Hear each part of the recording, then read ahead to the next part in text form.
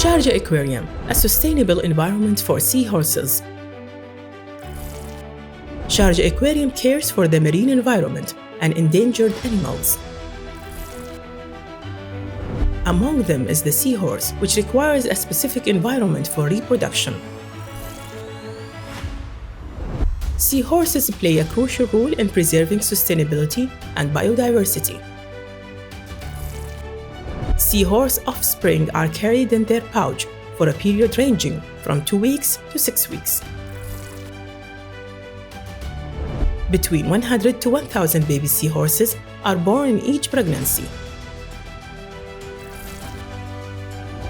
They feed on marine vegetation provided daily by Sharjah Aquarium.